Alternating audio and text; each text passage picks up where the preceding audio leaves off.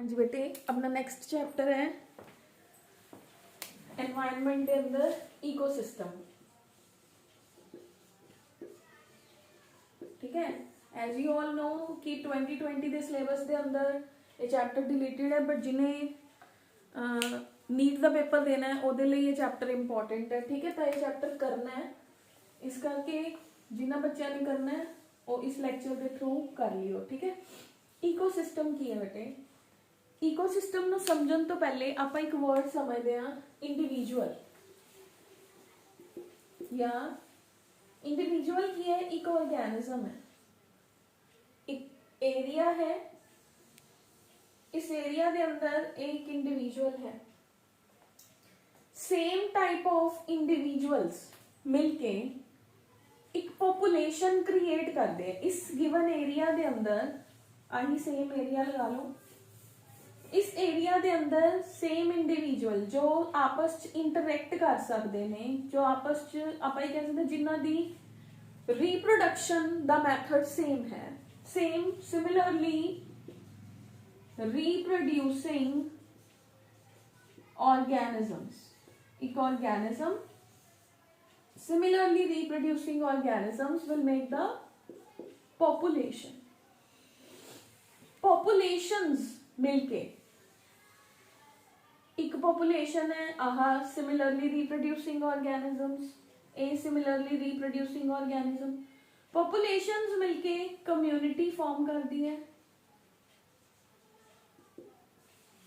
ठीक है, यह जिहड़ी कम्युनिटी है ये अपने लिविंग ते नॉन लिविंग दोनों ऑर्गेनिजम्स की आपस च इंटरैक्शन होनी चाहिए। आप पहले भी पढ़ के आए ऑर्गेनिजम्स एंड पॉपुलेशन के अंदर। जदों एक एरिया दे अंदर बायोटिक ते एबायोटिक कंपोनेंट्स आपस च इंटरैक्ट करते हैं ते लाइफ नु पॉसिबल करते हैं, तो ओह की है, ओ मेरी इकोसिस्टम है।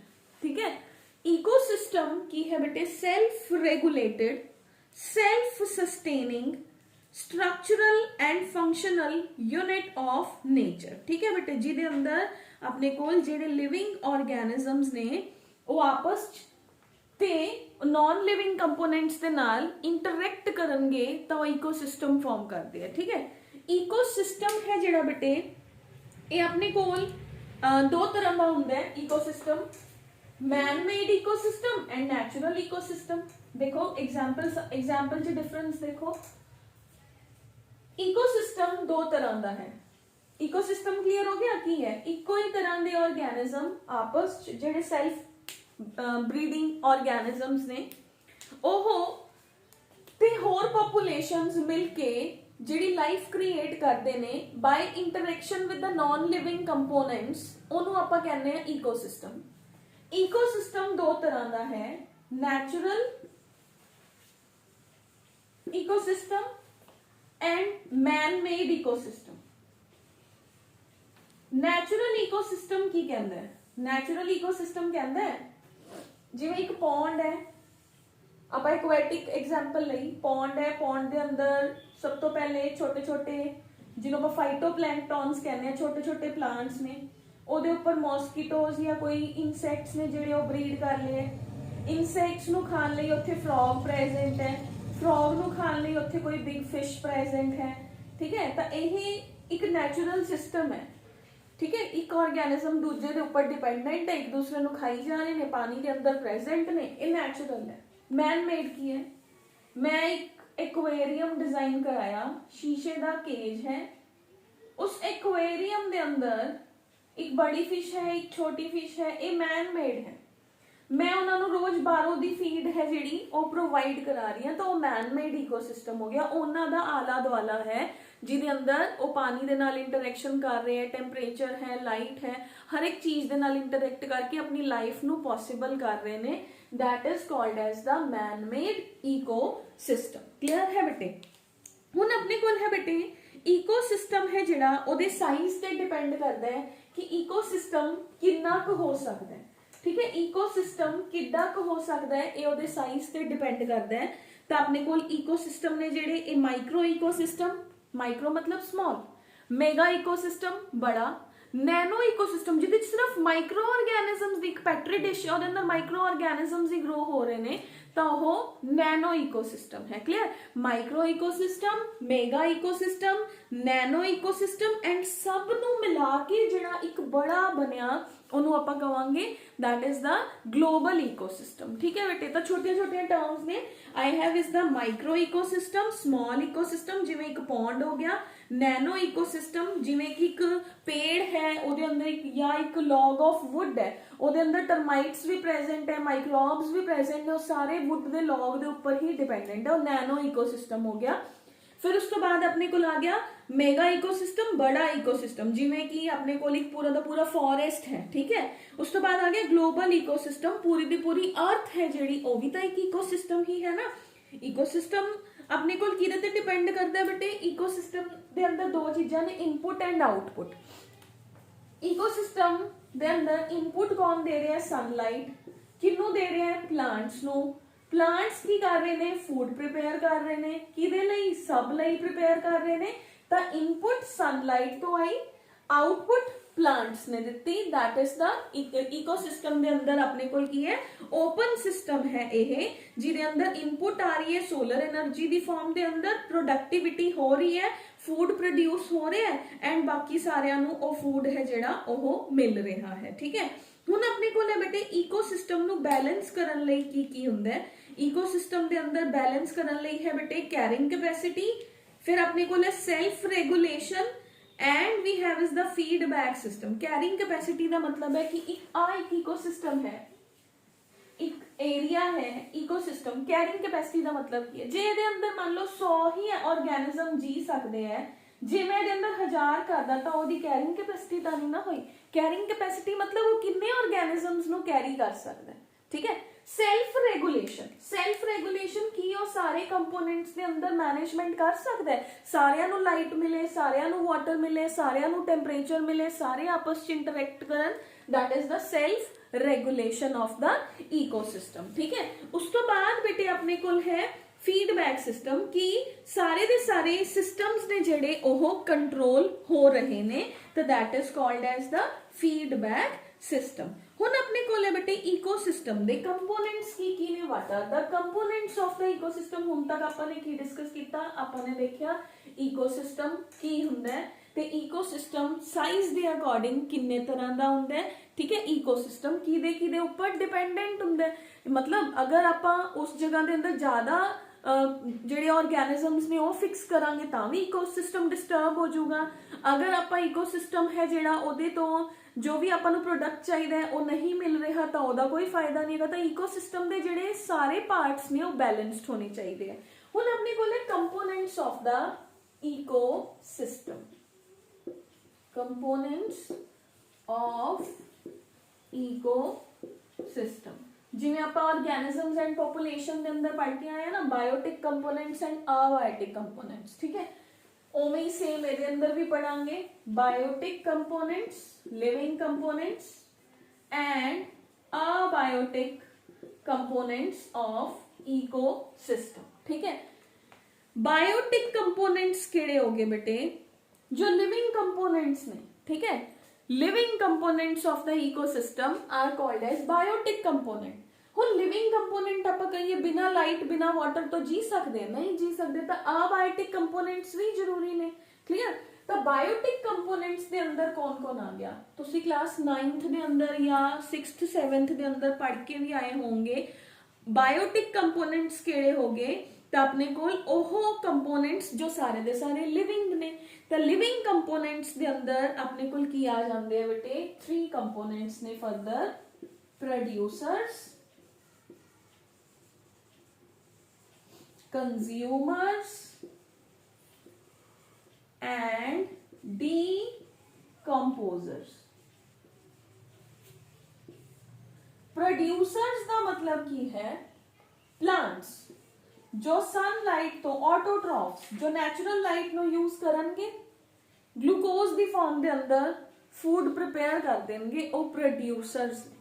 लिविंग है, आप उन्हां ते डिपेंडेंट आ, ऑटोट्रॉफ्स ने। ठीक है? ज्यादा डिटेल्स जान की लोड़ ही नहीं, ये तो आपां नूं शुरू तो ही पता है ना। प्रोड्यूसर्स कौन है?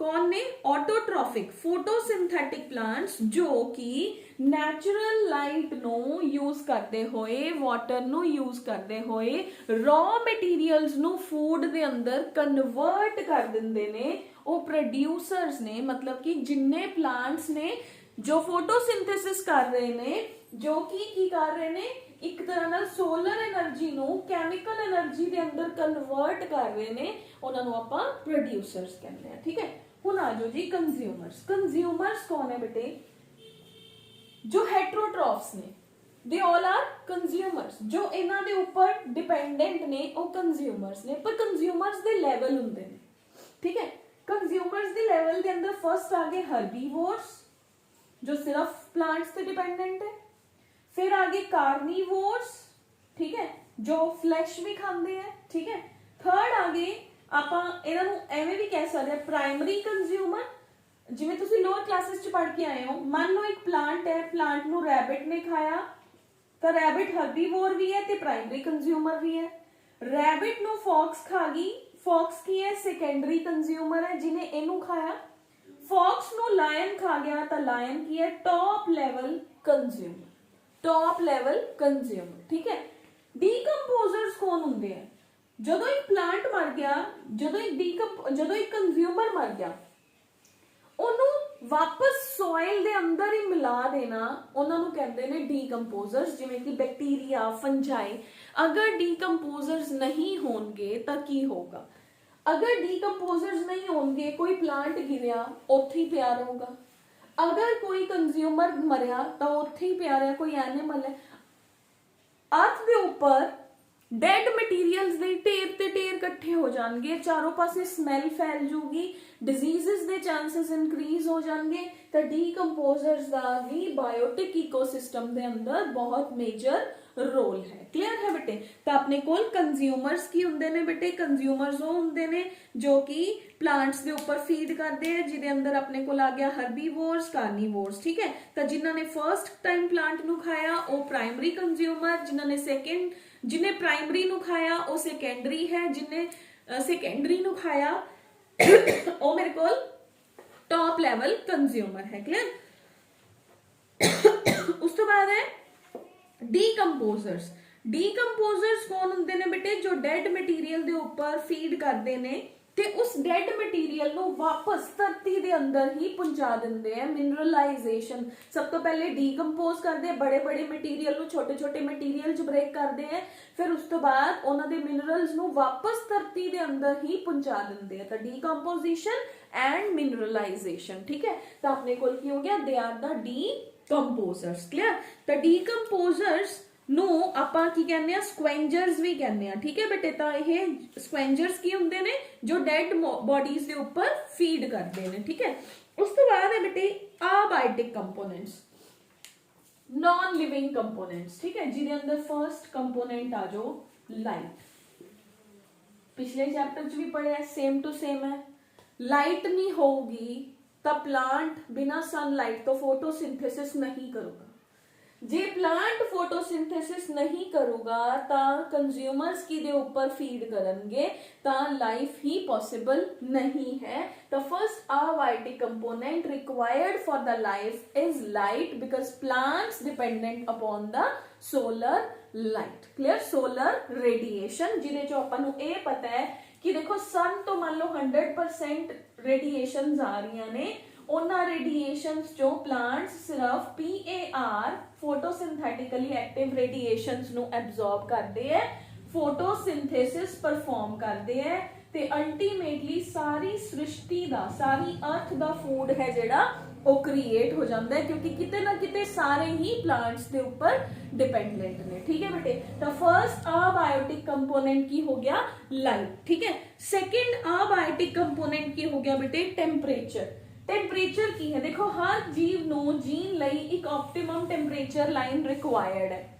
ठीक है अगर उन्होंने ऑप्टिमम टेम्परेचर नहीं मिल रहा ਤਾਂ ਉਹਦੀ ਡੈਥ ਹੋ ਜਾਂਦੀ ਹੈ ਦੇਖੋ ਆਪਾਂ ਅਗਰ ਆਪਾਂ ਹਿਊਮਨ ਦੀ ਹੀ ਗੱਲ ਕਰੀਏ ਜੇਕਰ ਟੈਂਪਰੇਚਰ ਬਹੁਤ ਰਿਡਿਊਸ ਹੋ ਜਾਏ ਦੇਖੋ ਹਿਊਮਨ ਅਗਰ ਮੰਨ ਲਓ ਆਪਣੇ ਕੋਲ ਤਾਂ ਫਿਰ ਬਹੁਤ ਸਾਰੀਆਂ ਫੈਸਿਲਿਟੀਜ਼ ਨੇ ਕੱਪੜੇ ਨੇ ਉੱਪਰ ਪਾਉਣ ਲਈ ਕੋਈ ਐਸਾ ਐਨੀਮਲ ਹੈ ਜਿਹਦੇ ਜੋ ਕੱਪੜੇ ਨਹੀਂ ਪਾ ਸਕਦਾ, ਠੀਕ ਹੈ, ਕੋਈ ਵੀ ਐਨੀਮਲ ਲੈ ਲਓ, ਅਗਰ ਉਹਦੀ ਬਿਯੋਂਡ ਟੈਂਪਰੇਚਰ ਤੇ ਲੈ ਜਾਾਂਗੇ ਆਪਾਂ, ਉਹਨੂੰ ਨੈਗੇਟਿਵ ਚ ਲੈ ਜਾਾਂਗੇ ਤਾਂ ਉਹਦਾ ਜਿਹੜਾ ਬਲੱਡ ਹੈ ਉਹਦਾ ਸਾਥ ਨਹੀਂ ਦਊਗਾ, ਆਰਗੈਨਿਜ਼ਮ ਦੀ ਡੈਥ ਹੋ ਜਾਊਗੀ, ਠੀਕ ਹੈ। ਤਾਂ ਹਰ ਜੀਵ ਨੂੰ ਜੀਣ ਲਈ ਇੱਕ ਆਪਟੀਮਮ ਟੈਂਪਰੇਚਰ ਹੈ ਜਿਹੜਾ ਉਹ ਰਿਕਵਾਇਰਡ ਹੈ, ਠੀਕ ਹੈ। ਉਸ ਤੋਂ ਬਾਅਦ ਹੈ ਬੇਟੇ ਵਿੰਡ। ਵਿੰਡ ਕੀ ਹੈ? ਵਿੰਡ ਅਗਰ ਮੰਨ ਲਓ ਹਵਾ ਨਹੀਂ ਚੱਲੇ ਤਾਂ ਕੀ ਹੋਊਗਾ? ट्रांसपीरेशन ही नहीं होगी प्लांट्स के अंदर, ट्रांसपीरेशन नहीं होगी तो देखो प्लांट के अंदर वाटर लॉस नहीं होगा, कितनी प्रोसैसेस रुक जाएंगे। सपोज मैं एक सिंपल एग्जांपल देनी है, अगर हवा नहीं चलूगी तो अपने ही कपड़े नहीं सुखेंगे, चाहे गर्मी है चाहे सर्दी है। Wind is the basic need of the human being, ठीक है। अगर विंड नहीं होगी तो बहुत सारिया चीज़ां ने जड़ियां अर्थ के उपर मोस्ट ऑफ द टाइम ਜਿਹੜਾ ਇਵੈਪੋਰਾਈजेशन एंड कंडेंसेशन है, देखो जे हवा नहीं चल रही तो समुद्र का पानी उडूगा किवें, क्लाउड्स किवें बननगे, जे क्लाउड्स नहीं बननगे तो रेन किवें आऊगी। तो विंड ते आपां ओवर एंड ऑल हर चीज़ लई डिपेंडेंट आ। प्लांट्स डिपेंडेंट है, उन्हां दी ट्रांसपीरेशन होए, बाकी डिपेंडेंट ने ਜਿਹੜੀ ਇਵੈਪੋਰਾਈजेशन एंड कंडेंसेशन हो रही है, ਬੱਦਲ बन रहे ने ਤੇ ਉਹਨਾਂ ਚੋਂ ਬਾਰਿਸ਼ ਹੋ ਰਹੀ ਹੈ, ਉਹਦੇ ਲਈ ਵੀ ਆਪਾਂ ਡਿਪੈਂਡੈਂਟ ਆ, ਠੀਕ ਹੈ। ਤਾਂ ਆਪਣੇ ਕੋਲ ਕੀ ਹੋ ਗਿਆ? ਵਿੰਡ ਕਰੰਟਸ ਨੇ ਜਿਹੜੇ ਉਹਨਾਂ ਤੇ ਡਿਪੈਂਡੈਂਟ ਆ ਆਪਾਂ। ਹੁਣ ਉਸ ਤੋਂ ਬਾਅਦ ਹੈ ਬੇਟੇ ਇੱਕ ਇਕੋਸਿਸਟਮ ਦਾ ਸਟਰਕਚਰ ਹੈ ਜਿਹੜਾ ਉਹ ਕਿਹਦੇ ਉੱਪਰ ਡਿਪੈਂਡੈਂਟ ਹੁੰਦਾ ਹੈ, ਠੀਕ ਹੈ। ਇਕੋਸਿਸਟਮ ਦਾ ਸਟਰਕਚਰ 5 कंपोनेंट्स के ऊपर डिपेंडेंट है। Structure of ecosystem depends upon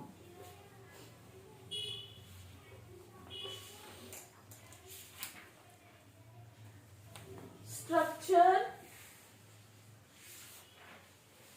of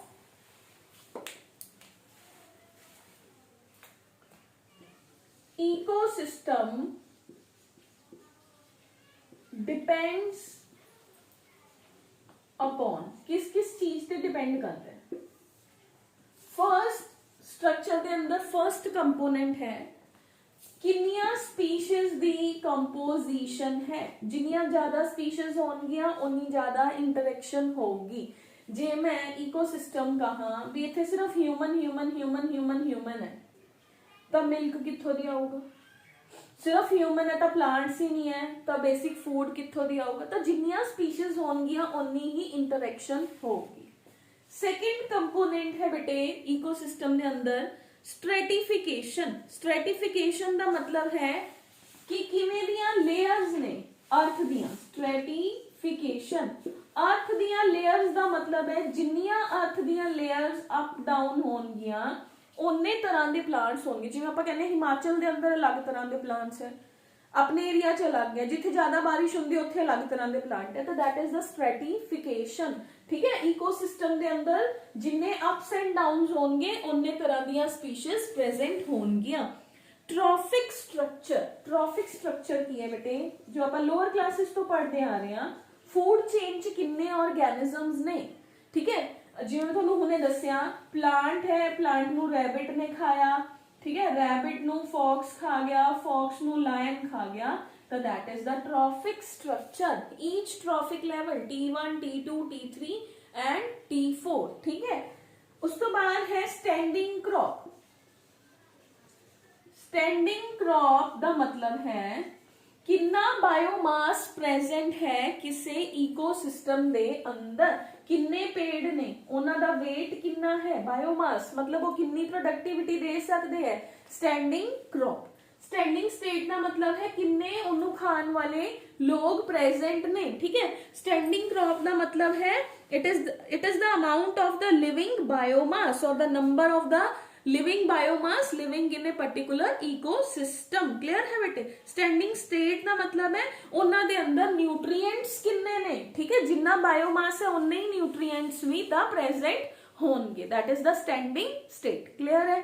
okay है, बिल्कुल ईजी है बेटे। ये पेपर के अंदर पूछा जाता है जनरली स्टैंडिंग क्रॉप ते स्टैंडिंग स्टेट चो क्वेश्चन आता है नीट के अंदर। स्टैंडिंग क्रॉप का मतलब की है कितना बायोमास है। मान लो 100 पेड़ ने तो उन्हों का वेट के अकॉर्डिंग उन्हों का स्टैंडिंग क्रॉप है।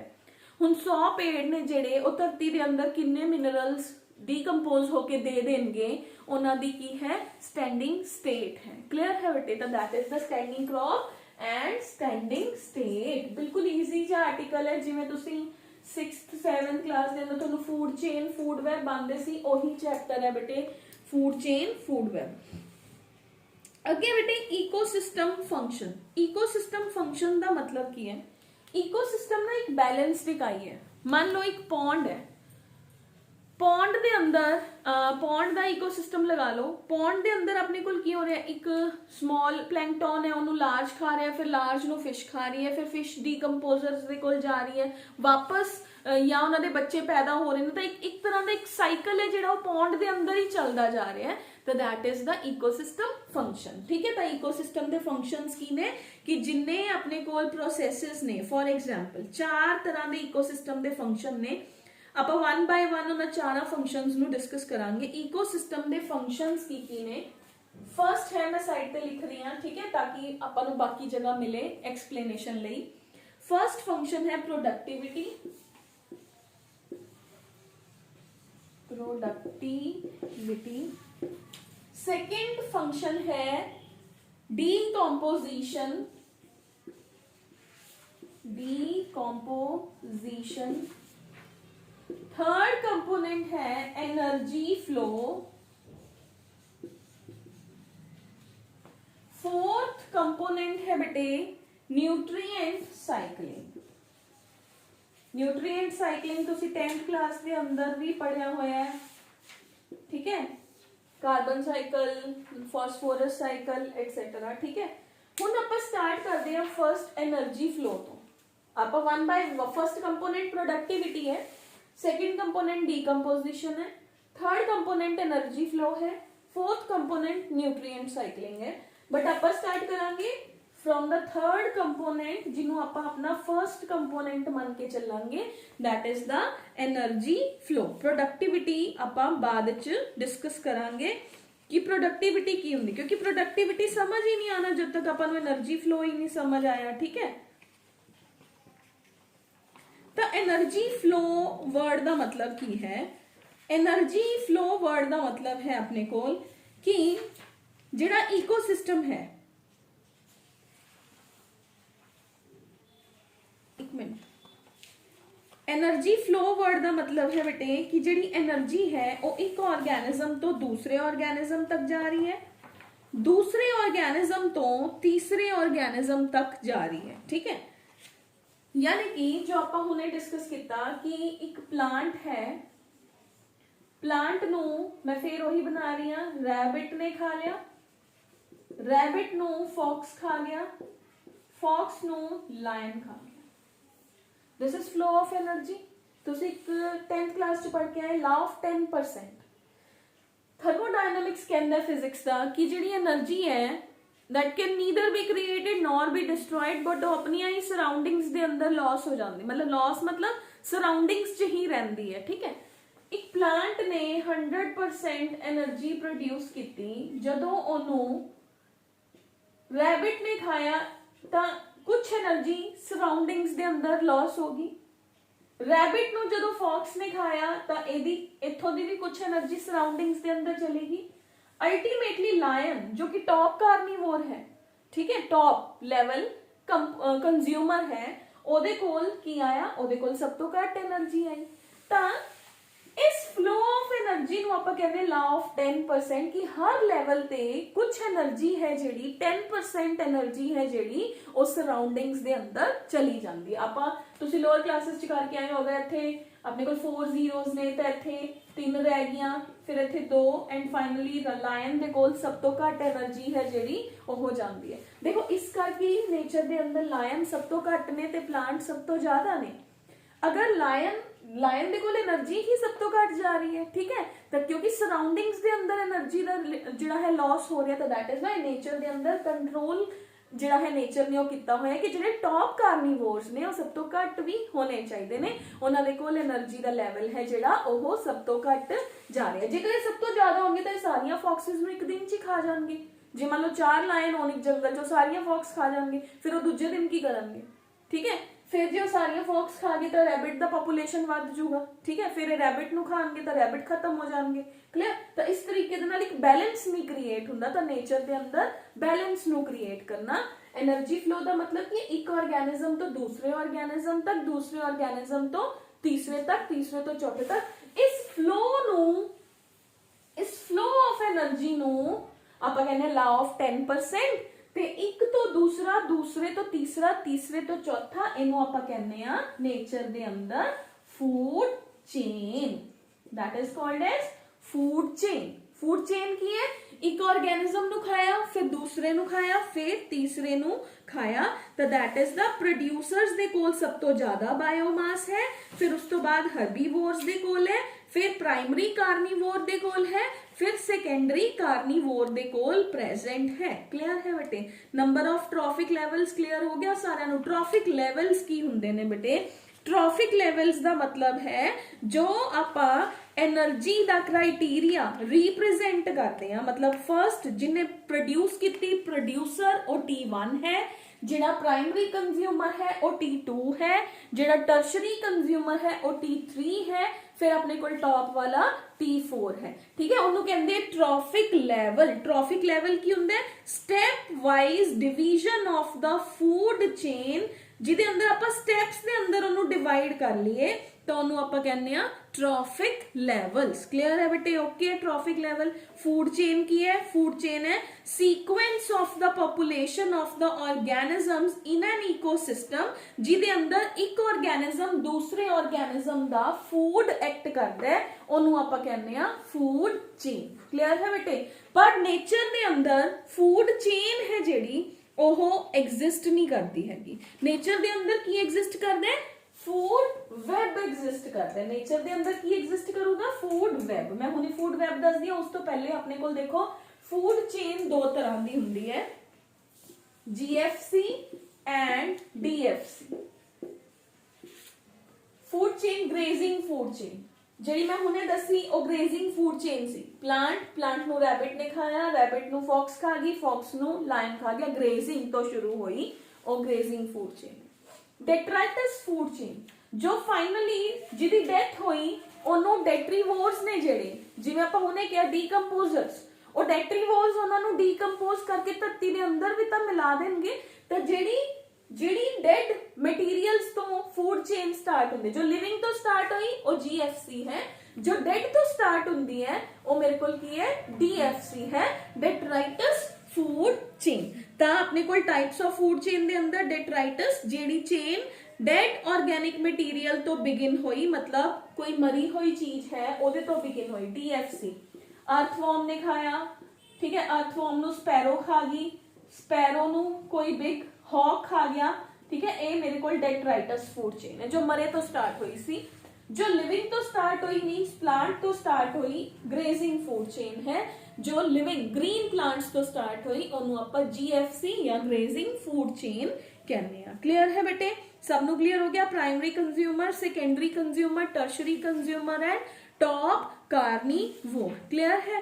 हुण अपने को आ जाओ बेटे फूड वैब की हुंदा है, ताई एनर्जी फ्लो होगा ना जे आपां नूं फूड वैब फूड चेन पता चलूगी। तो फूड वैब की है बेटे? देखो नेचर दे अंदर एवें तो नहीं कदे हो सकता ना, जिवें मैं हुणे कहा आ एक प्लांट है, एनू एक रैबिट खा गया। ये प्लांट रैबिट ने मुल थोड़ी लिया होया भी मैं कल्ला ही खाऊंगा कोई होर नहीं खाऊंगा। एक प्लांट एक जनरल लाइफ च लै लो एग्जाम्पल, एक पेड़ है ਉਹਦੇ ਉੱਪਰ किन्ने सारे फ्रूट्स लग रहे ने, जरूरी तो नहीं वो सारे दे सारे फ्रूट्स इको ही घर च जाणगे, वैसे जाते भी नहीं है, जरूरी कि जाते ही नहीं है। इको ही रेड़ी तो या इको ही जगह तो किन्ने जाने फ्रूट्स लैंदे, इसे ही पेड़ तो कदे ना कदे क्रो ने पिजन ने भी फ्रूट्स खाए होंगे, स्पैरोस ने भी खाए होंगे। तो जनरली नेचर दे अंदर की हुंदा है, मान लो आ मेरे को ग्रीन प्लांट है, इसे दे ऊपर काऊ है जिहड़ी वो फीड कर रही है, इसे दे ऊपर गोट फीड कर रही है, इसे दे ऊपर कोई डियर फीड कर रहे हैं, ठीक है, इसे दे ऊपर रैबिट फीड कर रहे हैं। इस रैबिट नू फॉक्स खा गया, ये फॉक्स जिहड़ा है इस गोट नू भी तो खा सकदा है। क्लियर? इस फॉक्स नू हॉक भी खा सकता है, या ऐ लगा लो कि कोई भी बड़ा एनिमल लगा लो, टाइगर भी खा सकता है, ठीक है। इस गॉट नू लायन भी खा सकता है, क्लियर। ਜਦੋਂ ਆਪਣੇ ਕੋਲ ਕੀ ਹੋ ਗਿਆ ਲਾਇਨ ਜਾਂ ਟਾਈਗਰ, ਚੋਂ ਆਪਾਂ ਇੱਕ ਲਿਖ ਲੈਂਦੇ ਹਾਂ ਇੱਥੇ, ਠੀਕ ਹੈ। ਇਸ ਗॉट ਨੂੰ ਇਹ ਟਾਈਗਰ ਵੀ ਖਾ ਸਕਦਾ ਹੈ, ਕਾਓ ਨੂੰ ਵੀ ਖਾ ਸਕਦਾ ਹੈ। ਤਾਂ ਅਲਟੀਮੇਟਲੀ ਜਦੋਂ ਬਹੁਤ ਸਾਰੀਆਂ ਫੂਡ ਚੇਨਸ ਆਪਸ ਚ ਕਨੈਕਟ ਹੋ ਜਾਣ ਤਾਂ ਉਹਨੂੰ ਆਪਾਂ ਕਹਿੰਦੇ ਆ ਫੂਡ ਵੈਬ। ਨੇਚਰ ਦੇ ਅੰਦਰ ਫੂਡ ਚੇਨ ਨਹੀਂ ਐਗਜ਼ਿਸਟ ਕਰਦੀ, नेचर दे अंदर नैचुरली फूड वैब एग्जिस्ट करता है, ठीक है। नेचर दे अंदर की एग्जिस्ट करता है, फूड वैब एग्जिस्ट करता है, फूड चेन है जेड़ी वो एग्जिस्ट नहीं करती। क्लियर है बेटे, तो इंपॉर्टेंस समझ आ गई। अगर फूड चेन नहीं होगी, फूड वैब नहीं होगा, तो किहड़े ऑर्गेनिज्म दा फूड ऑर्गेनिजम्स दा फूड है जिहड़ा वो अल्टीमेटली कित्थों दी आऊगा। तो हर कोई एक दूसरे दे ऊपर डिपेंडेंट है। क्लियर। एनर्जी फ्लो क्लियर हो गया बेटे। तो एनर्जी फ्लो की कहंदा अपने कोल, एनर्जी फ्लो दा मॉडल की कहंदा है कि नेचर दे अंदर हर लेवल ते 10% एनर्जी है जिहड़ी ओहो रिड्यूस हो जाती है, ठीक है बेटे। ओके, तो इस तो बाद है मेरे कोल ट्रॉफिक लेवल्स। ट्रॉफिक लेवल्स ਨੂੰ ਆਪਾਂ ਨੇ ਦੱਸਤਾ T1 T2 and T3 the farm ਦੇ ਅੰਦਰ, T4 ਦੀ ਫਾਰਮ ਦੇ ਅੰਦਰ ਆਪਾਂ रिप्रेजेंट करते हैं। क्लियर है बेटे। इस तो बाद अपने को इकोलॉजिकल पिरामिड्स, ये आप नैक्सट क्लास से डिस्कस करते हैं, ठीक है। प्रोडक्टिविटी, डीकंपोजर्स, पिरामिड्स इसे का ही पार्ट आ गया। पिरामिड्स ਨੂੰ ਆਪਾਂ एनर्जी फ्लो च ही रखते हैं, एनर्जी फ्लो ही चलूगा नैक्सट क्लास च भी। उस तो बाद एक रह जाऊगा nutrient cycling and ecological succession, ठीक है। तो प्रोबेबली एक क्लास या मैक्सिमम 2 क्लासेस होर लगनगियां and the chapter will be over, ठीक है। इत्थों तक रीड आउट कर लियो, कोई भी डाउट होया मैनूं पूछ लियो।